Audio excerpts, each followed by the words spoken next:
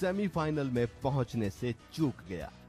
यहाँ मैं इसलिए कह रहा हूँ क्योंकि वो पाकिस्तान से हारा नहीं, बल्कि खुद उसने पाकिस्तान से हार को ले लिया, छीन लिया।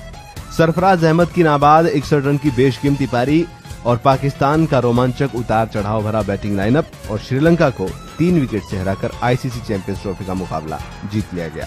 पाकिस्तान ने श्रीलंका को 49.2 ओवर में 336 रन पर निपटा डाला, लेकिन लक्ष्य का पीछा करते हुए उसने अपने 7 विकेट 162 रन पर गंवा दिए। ऐसे नाजुक हालात में सरफराज ने बीड़ा उठाया और शानदार पारी खेली। उनका साथ दिया मोहम्मद आमिर ने। पाकिस्तान को अब ग्रुप ए की टीम इंग्लैंड से भिड़ना है। हालांकि पाकिस्तान ने इस जीत में मात्र 46 ओवर खेले, लेकिन फिर भी एक वक्त पे ऐसा लग रहा था कि पाकिस्तान ये मैच नहीं जीतेगा। सरफराज ने 79 गेंदों पर 61 रन में 5 चौके लगाए, जबकि मोहम्मद आमिर ने शानदार बल्लेबाजी करते हुए 4 चौकों की मदद से 28 रन बनाए। ओपनर फखर जमा ने 36 गेंदों पर 50 रन ठोके और 1 छक्का लगाया, जबकि अजहर अली ने 50 गेंदों पर 34 रन बनाए।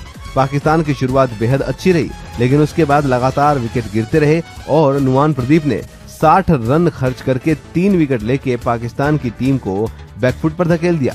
लेकिन उसके बाद श्रीलंका ने लगातार कैच छोड़े और मैच भी छोड़ दिया।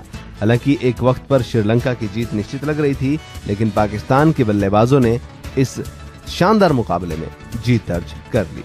तो अब मुकाबला पाकिस्तान का इंग्लैंड के साथ सेमीफाइनल में, जबकि भारत का मुकाबला होगा बांग्लादेश के साथ। और इन दोनों मुकाबलों में भारत की जीत पक्की लग रही है, जबकि पाकिस्तान अगर कोई उलटफेर कर दे तो ड्रीम फाइनल चैंपियंस ट्रॉफी का भारत बन